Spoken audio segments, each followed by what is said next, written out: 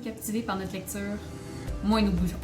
Le corps à l'état physique est mis sur pause le temps que l'imagination prenne les devants, mais il est en réaction constante. Tendu dans les moments d'angoisse, mou dans les rires, léger dans les faits heureux. C'est une des missions que nous avons chez les élèves. Engager le corps des enfants et des adolescents par les émotions et les perceptions des personnages qu'ils vont découvrir dans les histoires. Notre ligne éditoriale va des romans de fiction pour les premiers lecteurs jusqu'à l'adolescence. L'angle d'approche sur la perception des corps va donc différer, que ce soit un roman pour plus jeunes, un roman pour plus vieux, s'il y a des illustrations ou non. Tout part de l'auteur et de son propre travail par rapport à la perception des corps à travers le texte. D'emblée, il y a certains auteurs qui vont pas préciser la morphologie de leur personnage. Que ce soit conscient ou non, cette caractéristique-là permet au lectorat de s'identifier, peu importe son type de corps. C'est vraiment l'enfant qui va s'imaginer ce qu'il a envie, ce à quoi il s'identifie ou ce quoi il a envie d'imaginer. Il y a parfois des détails triviaux qui sont donnés sur le personnage, comme la couleur des cheveux, sa longueur, la forme des yeux. Mais à moins que la morphologie du personnage ou son ethnicité soit vraiment pertinente à l'histoire, lorsqu'on va parler d'un livre qui aborde les sujets de l'intimidation par rapport au physique du personnage ou bien des histoires qui parlent de racisme. Outre ces exceptions-là, les descriptions des personnages, ils vont rester en surface, donnant juste assez de détails pour que le lecteur soit capable de s'imaginer ce qu'il a envie de s'imaginer. Lorsqu'un manuscrit va être proposé chez les ailés, les éditrices vont se concentrer sur la crédibilité du personnage dans son espace. Comment il interagit avec les autres et son environnement, avec ses sens, avec ses émotions. Comment le corps physique du personnage, peu importe comment le lecteur veut se l'imaginer, il se trouve à être vraisemblable. Ce sont ces subtilités-là dans le texte qui vont permettre aux lecteurs et aux lectrices de plonger dans le personnage et de le voir en action, engageant ainsi eux-mêmes leur propre corps, leurs propres émotions et les sensations que le personnage leur transmet. Lorsqu'arrive ensuite l'étape des illustrations dans un roman pour premier lecteur, les éditrices, l'auteur et l'illustrateur ou illustratrice, ils vont explorer les divers angles possibles du dessin. Si l'image montre à quoi ressemblent les personnages, c'est inévitable que le lecteur va s'imaginer le personnage, la façon dont il a été illustré. Le défi est donc unique à chaque œuvre et à chaque histoire, évidemment. Il n'y a vraiment pas de recette miracle. Dans la série Écho d'école, par exemple, les illustrations de Lulune vont s'allier aux personnages écrits par Nadine Deschenaux, où on souhaite représenter la diversité qu'il va y avoir dans une classe d'école primaire. Dans la série Les Petites Bestioles, encore écrite par Nadine Deschenaux mais illustrée par Julie Capitaine, on a minimisé le nombre de personnages à seulement les 2 personnages principaux, donc les 2 frères, même si les parents, les grands-parents font partie de l'évolution de l'histoire, pour que ce soit vraiment juste ces 2 personnages-là qui soient représentés visuellement. C'est le même processus pour les images de couverture lorsqu'on décide d'y mettre les personnages. Notre travail, c'est vraiment de s'assurer que l'illustration va rendre hommage au texte et qu'ils ne vont pas empiétrer sur le désir littéraire de vouloir s'imaginer ce qu'on a envie. Chez les ailés, on croit vraiment que l'expérience du corps en lecture, il passe par le texte. Et on est vraiment fiers d'offrir une littérature qui est libre, accessible, en plus d'être de plus en plus diversifiée. On a la chance de travailler avec des auteurs engagés, souhaitant faire découvrir des nouvelles réalités aux jeunes et moins jeunes. Dans nos dernières parutions, Isabelle Maheu, avec son roman À la conquête du casquet d'or, nous raconte l'histoire de Siméon, qui est inspiré du fils de l'autrice, qui après un grave accident de motoneige se retrouve à devoir réapprendre à pratiquer son sport préféré, le hockey, parce qu'il se retrouve avec une jambe plus courte que l'autre. À venir ce printemps, Andréane Brunet nous partage un récit vraiment touchant qui aborde la différence avec sa série Nora Confetti, montrant que les limites d'un handicap sont souvent données par les autres plus que par soi-même. Un constat qu'elle a elle-même fait pendant l'enfance quand ses professeurs ont découragé son rêve de travailler à la télévision parce que sa main était différente. On est vraiment choyés par la confiance que les auteurs nous donnent afin de les aider à donner vie à leurs histoires et ainsi connecter les jeunes lecteurs, les jeunes lectrices à ce que ça peut vouloir dire être différent. La littérature jeunesse nous permet de reconnaître et de se reconnaître à travers le corps des autres et ce, malgré notre immobilité apparente. Elle nous permet d'aller à la rencontre des autres et de la différence dans une expérience qui est personnelle à tous et chacun parce qu'on ne lit jamais le même livre 2 fois. Et 2 personnes ne lisent pas le livre de la même manière. Les élites tenteront toujours d'offrir cette expérience d'immersion, d'un corps à l'autre, chacun dans la bulle où nous apporte notre imagination. Au nom de toute l'équipe des ailés, je vous souhaite un excellent salon du livre et de la presse jeunesse.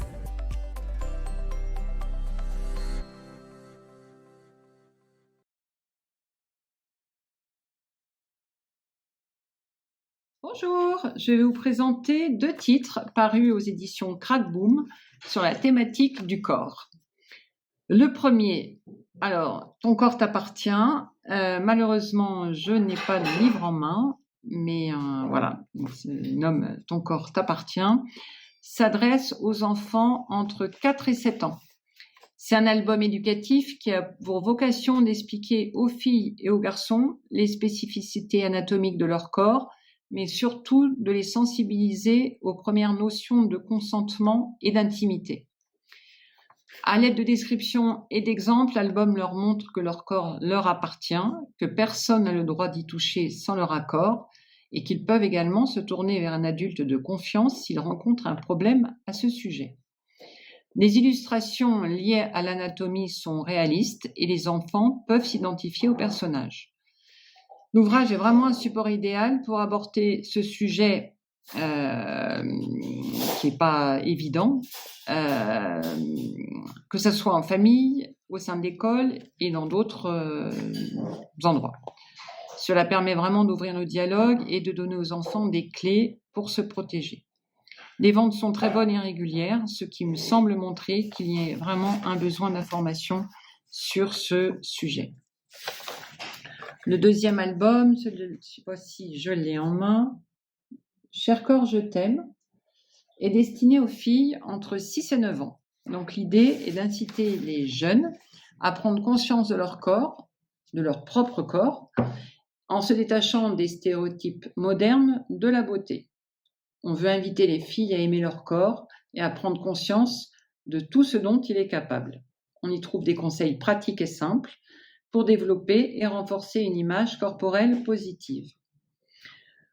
On peut dresser une liste des choses que ton corps te permet de faire et comment utiliser tes 5 sens. Exemple, écouter de la musique, créer quelque chose avec les mains.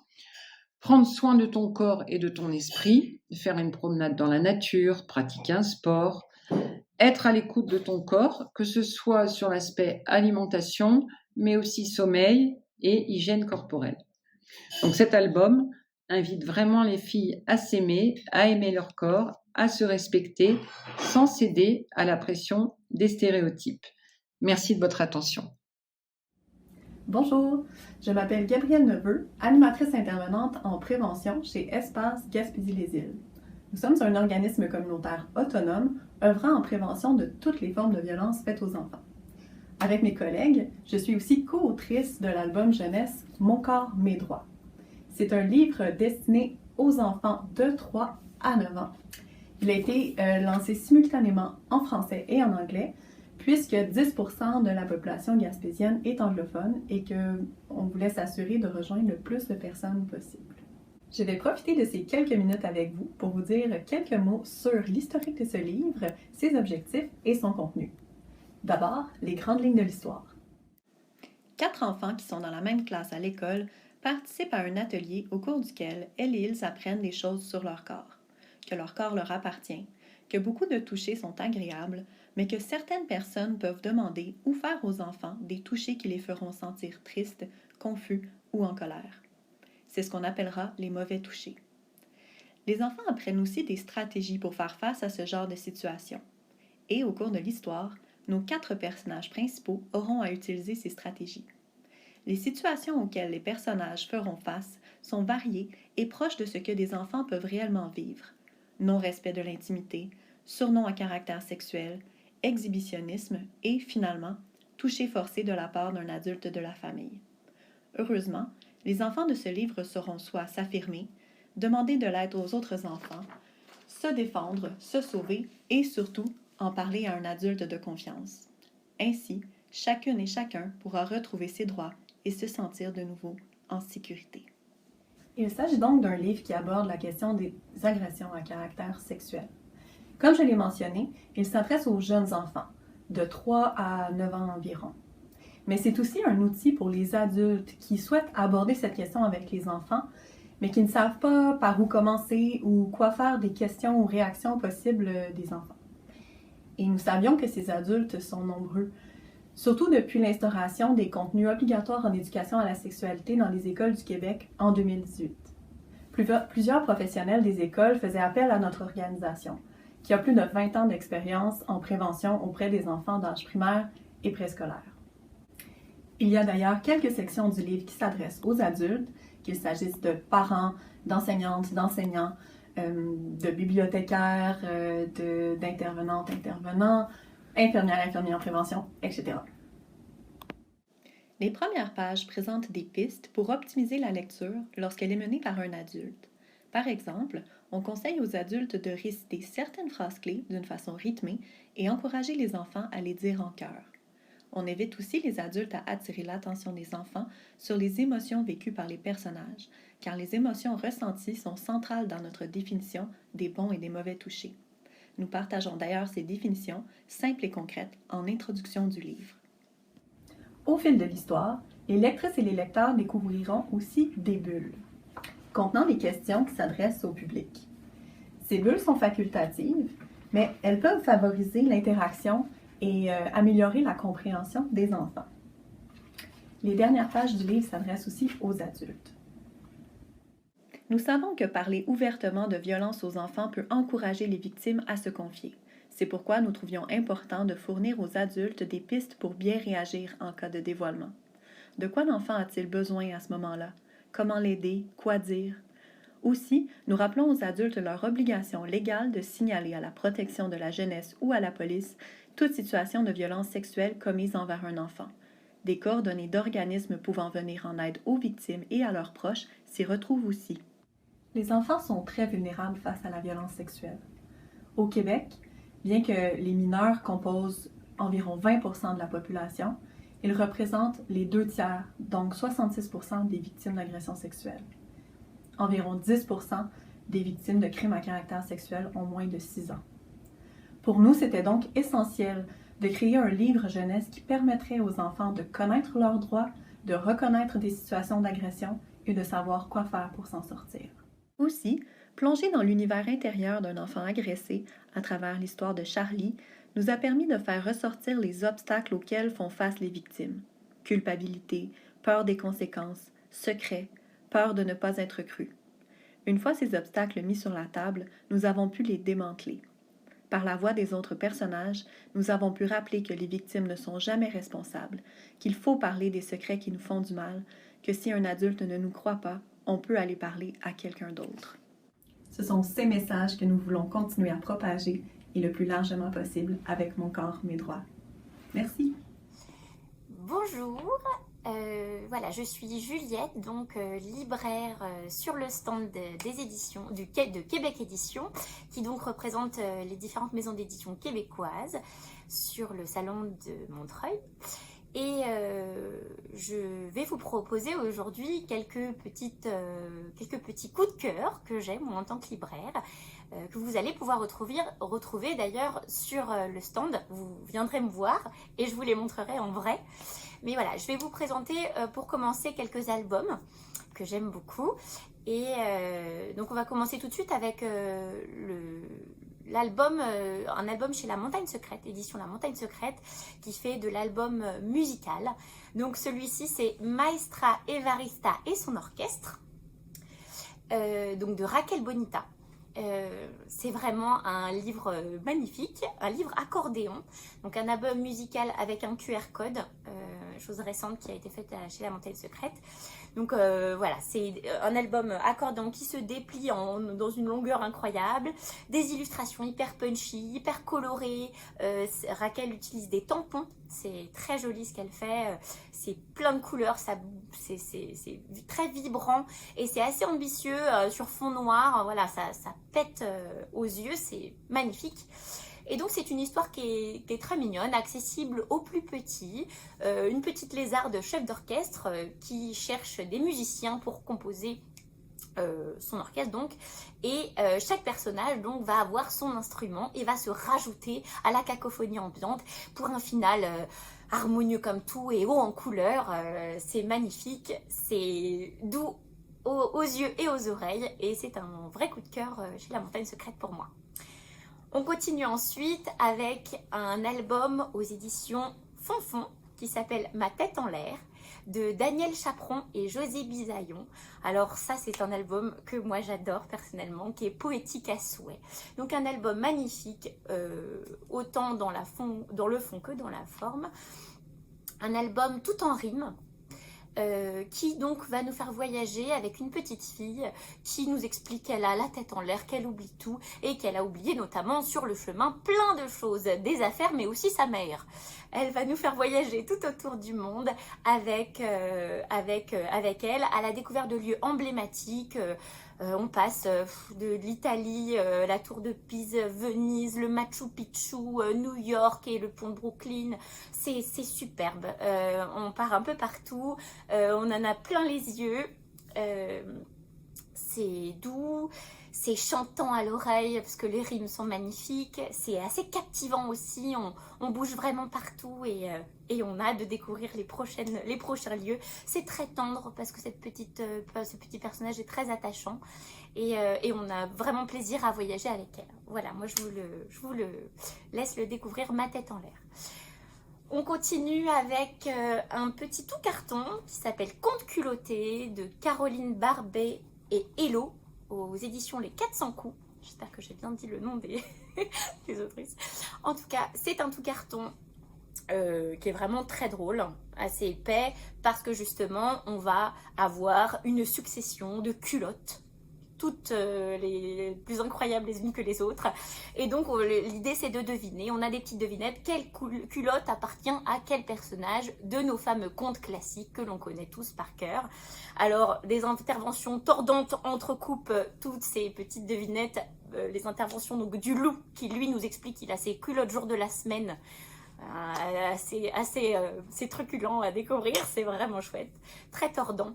Donc c'est un texte qui est tout en rime, qui est vraiment sympa à l'oreille, vocabulaire assez ambitieux que je trouve très chouette à souligner, parce que c'est vrai qu'aller trouver des synonymes du mot culotte sur tout le livre, c'est pas facile, hein. Bravo Caroline Barbet. Et donc des illustrations aussi tout aussi ambitieuses selon moi, parce qu'il y a vraiment un parti pris de l'illustratrice d'aller à contre-courant des représentations classiques des contes. Et alors si vous venez le découvrir sur le stand, je vous montrerai tout ça. D'ailleurs, ils sont tous présents sur le stand, hein, je tiens à le préciser. Et on termine avec le plus beau numéro du monde de Roy McGregor et Geneviève Després, qui est lui aux éditions de La Bagnole. Alors, on est vraiment dans une plongée dans le hockey, qui est donc le sport assez emblématique du Canada, du Québec. C'est l'histoire de Gabou, cette petite fille de 9 ans qui est fan de hockey. Elle vit, elle respire, elle mange, elle boit le hockey. Et en fait, elle veut le même numéro que son idole, le numéro 22. Et en fait, elle va avoir le numéro 9. Donc, catastrophe. Comment réussir à continuer, comment jouer à son sport favori quand elle n'a plus son numéro fétiche. Elle pense que ça va être la fin du monde pour elle. Et elle va bien se rendre compte qu'en fait... le sport, quand on est bon, quand on a la niaque, quand on a le goût de ça, on peut faire des grandes choses. Donc voilà, ça parle, c'est une belle découverte pour nous Français sur ce sport qui est quand même pas très connu chez nous, mais c'est aussi une belle façon d'aborder justement cette notion de sport, d'esprit d'équipe, les espoirs que certains mettent dans la pratique du sport, les désillusions que cela peut entraîner aussi parfois. On parle d'estime de soi, on parle de plein de belles valeurs comme ça qui sont mises en avant. Les illustrations de Geneviève Després sont mignonnes comme tout. C'est vraiment un bel album à découvrir. Et voilà, je vous laisserai le voir sur le stand. Parlons maintenant des autres titres dont je voulais vous parler rapidement, donc c'est-à-dire 2 romans et une collection de documentaires. Je vais commencer par le roman iPod et mini-jupe au XVIIIe siècle de Louise Royer aux éditions David. C'est le premier tome d'une chouette trilogie aux éditions David dans la collection 14-18, qui est d'ailleurs une très chouette collection à découvrir. Il y a plein de romans autour de thématiques historiques, il y a des romans fantastiques, des polars aussi, et des romans d'aventure avec des fiches pédagogiques pour les professeurs qui seraient éventuellement intéressés. C'est très sympa à découvrir. Donc iPod et mini-jupe au XVIIIe siècle, c'est l'histoire de Sophie qui a 18 ans, qui est étudiante et qui en rentrant le soir chez elle va se retrouver propulsée, on ne sait pas trop comment, en 1767. Et qui donc va est étudiante française. Donc, elle va se retrouver dans un milieu qu'elle ne connaît pas bien. Surtout, elle va voyager dans le temps, donc elle va se retrouver complètement à une autre époque et elle va être un peu déboussolée, réussir à trouver des compagnons de fortune qui vont l'aider un petit peu à prendre ses marques dans cette nouvelle époque.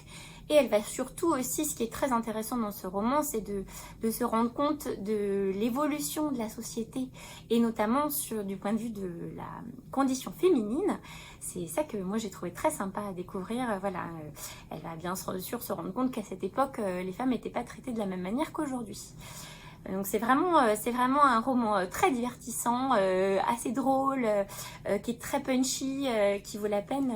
Et donc il y a 2 tomes à suivre, à découvrir éventuellement sur le stand de Québec Édition auprès de moi. N'hésitez pas. Il y a aussi un autre roman dont je voulais vous parler qui s'appelle Mathéo à contre-courant de Pierre-Alexandre Bonin aux éditions Urtubise. C'est un roman adolescent que moi je trouve assez intelligent, touchant, sur un thème qui est peu abordé quand même, faut le dire, qui est la grossophobie.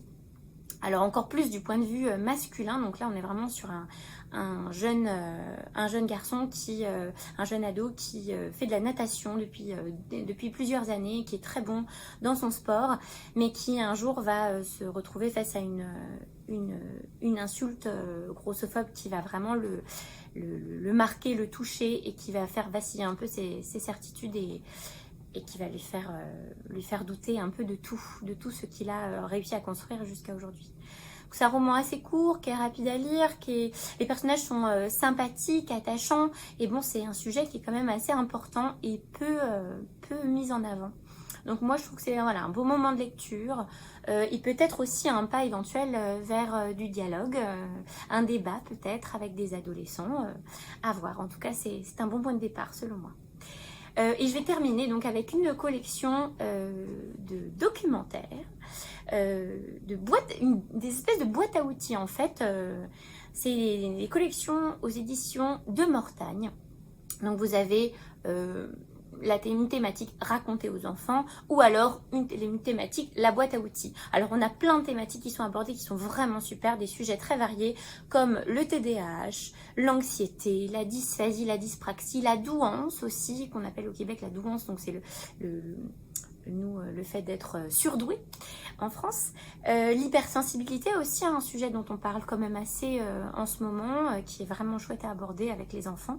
Donc raconter aux enfants avec une vraie histoire qui va mener à une interrogation autour de ce sujet, mais également des boîtes à outils dont je vous parlais, des boîtes à outils autour de ces sujets-là qui vont permettre aux grands, aux adultes, aux parents, mais aussi aux professionnels qui travaillent auprès d'enfants, d'ouvrir un petit peu le dialogue autour de ça, de trouver des moyens de communication, et surtout de trouver des moyens d'aller bien pour ces enfants qui peuvent se retrouver dans ces sujets-là. Il y a aussi tout simplement le sujet des émotions, on parle aussi de pathologie et puis de troubles, mais on parle aussi tout simplement des émotions, du deuil, de choses courantes de la vie, et qui valent peut-être la peine d'être abordées d'une manière précise avec des outils et des aides pour les adultes. C'est une collection qui est adaptée, développée avec des psychologues, des éducateurs, des éducatrices spécialisées, des ergothérapeutes. Donc c'est vraiment une collection qui est très factuelle et surtout très importante et bien menée, bien ficelée, et moi que j'aime beaucoup. Et on a pas mal de numéros normalement qui sont là sur le stand et que vous pourrez retrouver pendant le salon. Donc voilà, je vous laisse avec toutes ces suggestions de lecture et de découverte. J'espère que ça vous a plu. En tout cas, moi, j'aurai le plaisir de vous retrouver sur le stand des éditions du Québec Édition, pardon. Sur le stand de Québec Édition, avec donc en représentation toutes les maisons d'édition dont je vous ai parlé et bien plus encore. N'hésitez pas à venir découvrir tout ça. Et c'est la littérature jeunesse québécoise est une littérature très audacieuse et qui a beaucoup de choses à montrer, à prouver, qui est déjà quand même assez connue en France, mais qui peut encore l'être davantage. Merci beaucoup et à très vite, j'espère. Au revoir.